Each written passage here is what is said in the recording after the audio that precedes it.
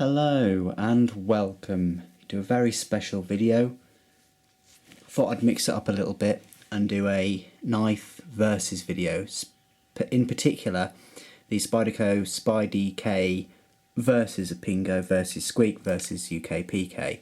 I didn't include the other UKPK in this because I wanted them all to be quite similar and you know, flat ground and basically up to date. There's no point in adding previous models in this comparison. This UKPK is the up-to-date version. So what I'll do is I'll just give you a few differences of all of them. I mean, obviously it's quite convenient that the Spy-DK is the odd one out there, being orange. That really does help this versus video. I'll go through all of their kind of differences, and then I'll look at them individually versus the Spy-DK. This isn't a contest. There will be no winner. It's just literally just an overview and review of all the differences between them all, and it's just a chance for you to listen to what I've got to say about them and to make your own decision on which one best suits your needs. I'm in a very fortunate position where I have all of these four, and they're not cheap, let's not forget that. Just these four would set you back about £200, which is about $340, give or take, just for four knives, just for four pocket knives that don't lock. So it is an expensive hobby, but I'm in a privileged position to give you a versus with, you know, compared with all of these knives compared to my newest one, the Spy-DK. So without further ado, let's have a look. So the first knife I will be comparing it to will be the Spyderco Squeak. I mean, scale wise, I'd say they're exactly the same. It's the FRN, fiberglass reinforced nylon. Nothing wrong with that. There's a very small minority of people that think it's quite cheap feeling. Plastic is quite cheap, but it is fiberglass reinforced nylon, so it's very strong, even if it does have this perceived cheap feel. The pocket clip is exactly the same length and all the rest of it. The steel is exactly the same. They're both made in the same place, Maniago, Italy, both designed by Salglesser himself. They both have the finger choils with the jimping and the same jimping on the thumb ramp. Because the thumb ramp is very small on the Spy-DK, there's less of it, but it works. The Squeak, there's more jimping, but actually I'd say this finer jimping should be the standard now, because the jimping on the Squeak is very far apart and it doesn't work as well. It's not as efficient as it is on the Spy-DK, and that goes the same for the finger choil. So handle same, steel's the same, place the same, designer's the same. The blade shape, you can see it's much more of a I'd say that's a leaf shape on the Squeak, and I'd say that's more of a spear point shape. It depends on your application. Obviously the Squeak's got a nice big belly to it, whereas the Spy-DK is quite point, and it does have an actual point rather than a change in shape at the end. Deployment, of course, the Squeak would win it because it does have this large spidey hole here, so it's easier to deploy. Spy-DK, you're not really supposed to open it one-handed, but you can if you get used to it. That's the main reason why the hole is smaller on the Spy-DK. Obviously the hole is smaller, and that is what to conform to the Danish knife laws, because they are allowed folding knives, non-locking, but they can't be deployed using one hand. So the Squeak, you wouldn't really be able to carry it, not legally anyway.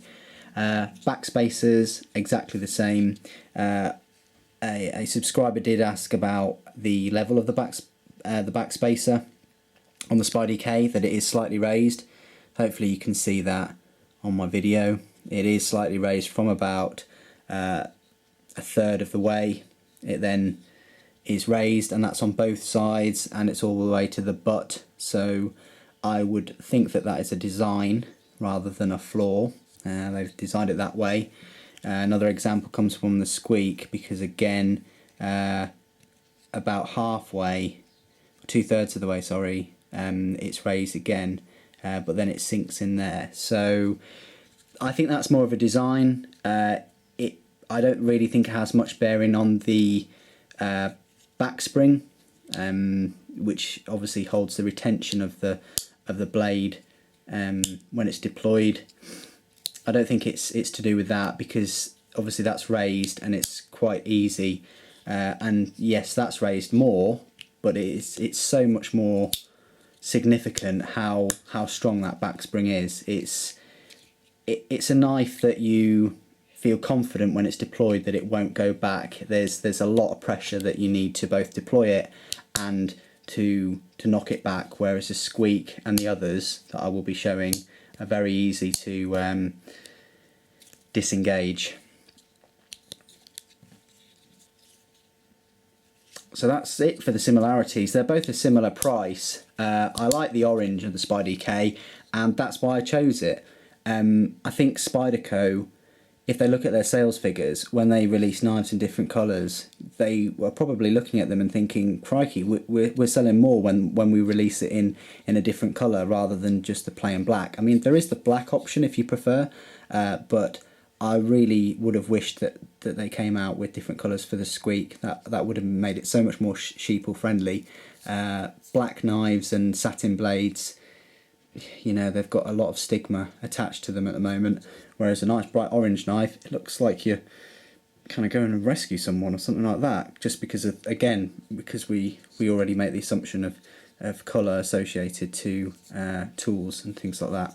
So if you were to choose only one of these, because they're similar prices, similar steel and everything, it really depends. If you like a knife that's sheeple friendly, that's one-handed opening, that doesn't have a hard back spring, go for the Squeak. If you want something that you're not going to forget, that's in your pocket, that takes up a nice chunk of your pocket, is slightly heavier, and again is more sheeple friendly because you can't open it one-handed, then go for the Spy-DK. You really can't go wrong with either of these. You'll be very impressed. But if you want more kind of blade for your money, go for the Spy-DK, and you've got the option of the orange. I'll now compare it to the Spyderco Pingo.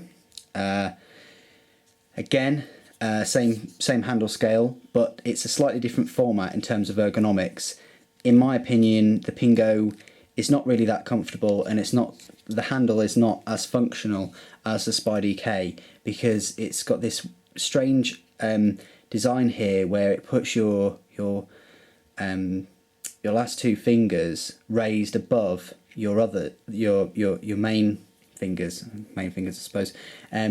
Now it does have some jimping there for your index finger, but unfortunately that requires you to move your fingers up a bit, and there is always that chance that you could slip and move your finger onto the blade, which is very sharp. It's N690, the same steel. For me, that's a little bit unsafe, especially for a non-locking blade, because any kind of nut and whatever safety you think you had in terms of distance from the blade is going to, shorten very, very quickly if the blade is disengaged. The same Spidey hole is on both. However, the Pingo is obviously designed by Vox and Anzo, made in the same place, same pocket clips. I don't think you can get the Pingo in different colours, but obviously Spy-DK you can get an orange and black. The back spacer on the Pingo though is all below the scales, and the shape of the blade, I would say that's probably a sheep's foot, or sorry, probably that is a sheep's foot blade shape, which has an awful lot of belly, and again is quite sheeple friendly. It doesn't have much of a point, and is quite safe in terms of like cutting seat belts, people at cars, things like that. So there is that function. Now, if you had to choose either of these two, and you wanted a Danish legal knife, so all you Danish guys and girls out there, it really depends again. If you want something a bit more funky looking and more sheeple friendly, you might want to go for the Pingo, but given the fact that this is a different colour, you might want to go for the Spy-DK, because again you're getting more blade for your money. You're getting a point which is very useful. It's more comfortable and ergonomic to use, and there's that safety feature of having a finger choil. So hands down, I'd give it to the Spy-DK. I think it's an excellent evolution of our UKPK, but conforms to the Danish knife law. So that has to win it for that one. And finally, I've left the best versus till last, and that is comparing it to the incredible Spyderco UKPK, which at about 47 grams is just one of the best knives in the world today in terms of value, in terms of functionality, ergonomics. It really is. When I think knife or pocket folding knife, I think this knife now. I've carried this for over a year since it came out, every day. One of the things that was slightly negative was a lot of the time I didn't feel like I had the knife with me. That can be a good thing, that can be a bad thing. I mean, if you're going camping, in a way that's a good thing because it doesn't weigh anything, so you can just take it, use it legally, absolutely fine. But in a way that's a bad thing because you might have that in the back of your mind. Have I still got my knife on me? Has it fallen out? Has the pocket clip come loose? And that's something you don't really want when you're concentrating on the trail and getting to where you need and surviving. So there's pros and cons to the lightness of a knife. It really is a legendary blade, but compared to the Spy-DK, well, I've been carrying the Spy-DK and I actually now prefer it. I never thought I'd say that as soon as I opened it, but I do prefer it. There are a number of reasons why I would now choose it. It's a very similar price. They are up in their price, but not by a huge amount now and again. So that's good news. But I think you can get this knife for about 50, and the same for the UKPK. This one might be slightly more. But if you use a discount code on Henny Haynes, I'm going to shout them out on this video, I don't normally do, but if you do use a discount code, I think it's like a 5 or 10%, then you will get this for a very similar price.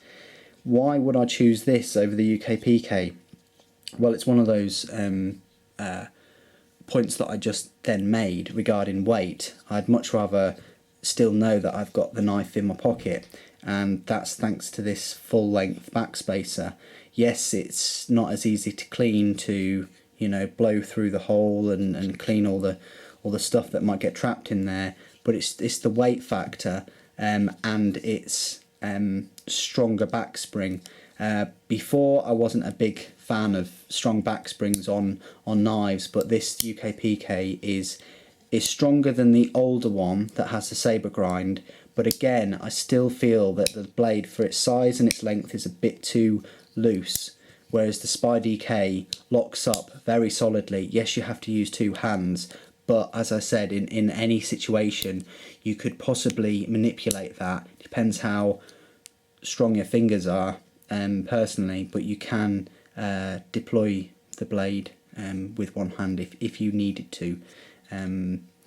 It is an incredible knife. The blade steel is better than the CTS BD one. Made in Maniago, Italy, made in Golden, Colorado, USA. I really don't look at where knives are made an awful lot, not as much as I used to. I'm more looking at the quality of the knife, how it's made, the steel, the ergonomics, rather than its birthplace now and again. And especially because they're made by the same company, who have that, they're held in very high esteem in terms of quality control. They are the best at their game at the moment. But moving back to the steel, the N690CO is equivalent to the American S30V steel, and I actually find it better. I've had S30V been pretty difficult to sharpen, and I've had it chip. It doesn't seem to happen. It seems to just roll the edge, or take the edge off, it doesn't really chip, and it's so easy and nice to sharpen. You can get it super sharp, and it takes a while, much like the Squeak, to blunt or to lose its edge completely. So to have that on you that weighs a little bit more, so you're not too concerned about it leaving your pocket, is again you know, excellent, because you know that you've got the right steel that will last a long time with you in a UK legal and Danish legal, to carry, you know, pocket knife, folding knife. It's also, going back to my sheeple friendly kind of thing, I did wish back at the start of last year that Spyderco progressed and built on the winning formula of the UKPK by bringing it out in different colours. They brought out the Squeak in pink, and that's all that they did. I'm very chuffed that they brought it out in orange, because as you can see from the colour of my motorbike, I'm not a real big fan of orange. So I'm overjoyed that they've managed to dip these scales in some paint, because it is very sheeple friendly. People don't really look at it as a knife. They look at it as more of a tool, like a rescue tool, or something that that will help you in a situation, rather than if you take this out one-handed, you've got a knife and it's held in quite an aggressive you know, grip in a way, because you're choking up and you're kind of like in a ready position already. Whereas if you were to take this out just normally and go, you know, I'm just going to use this, you know, because you've already deployed it with two hands, rather than one minute you've got nothing in your hand, or it's just a hand, and the next minute you've got a blade sticking out of it. In that position, you've got this piece of orange, and they mainly see that, and then you deploy it and you're holding it like this rather than like that. It's a little thing, but it's a big thing to all the sheeple out there who just don't understand about knives and how we've been using knives longer than fire. They probably don't even understand how fire works, or you know, how to make it and things like that. But regardless, you shouldn't put people down for that. However, if you have a tool that makes it easier to do your you know, to help you in a situation, or when the matter arises and it causes less impact, such as a bright orange knife, then that will make your whole process of your task a lot easier and quicker, because you don't have the added, you know, people factor in terms of trying to convince or calm down or whatever people around you. You just don't need that. You're concentrating with a very sharp instrument. You don't want any other distractions or complications. So as I said, I'd say the Spyderco Spy-DK wins it out of all of my UK legal knives. I do have the Spyderco UKPK titanium, and that's an expensive knife, and I only carry that on special occasions because it's almost £200, and it's not really a knife I want to get confiscated or, you know, lost or anything like that, and it does weigh a fair bit. But on day-to-day carry, I definitely put at the top, but that's just my opinion. I mean, I've only got a few knives, so don't take my word for it. Please do tell me what you think in the comments below. Tell me which you would prefer, if you've got all four or if you've got more. I really would appreciate it. Tell me why you don't agree with my decision, and I'll do my best to reply to your comments. Anyway, I hope you've enjoyed this versus video. I'm very pleased to finally produce it for you. And next week we're going to have a bit of a break from knives. I'm going to give you an axe review. It's going to be another axe review. But then the week after, I'm going to give you a review on a different knife, but I don't want to say what it is. But that will be in a couple of weeks. Anyway, thanks ever so much for joining me today. Thank you for your continued support. I think the other day I surpassed 2,500 subscribers, so yay. That's definitely a step in the right direction, and it's showing me that I need to continue making these videos. I've made nearly 400 videos now. If you haven't yet subscribed, just do it. You know, you're not bombarded by messages to watch my videos or anything like that. It literally just put any old email address into YouTube, hit subscribe button. It takes like a couple of minutes, if that. And even if you don't watch all my videos and you don't like any of the other content I make, at least that gives me a message that you're enjoying one type of video. And again, this whole channel is for you. It's not me, it's not content I want to put out, it's about you guys. And if there is a knife you want me to review or take a look at or whatever, or if there's any other videos you want me to make, put it in the comments, send me a private message, do what you want. But this is your channel at the end of the day. Anyway, after that little rant, thank you ever so much for joining me. Take care.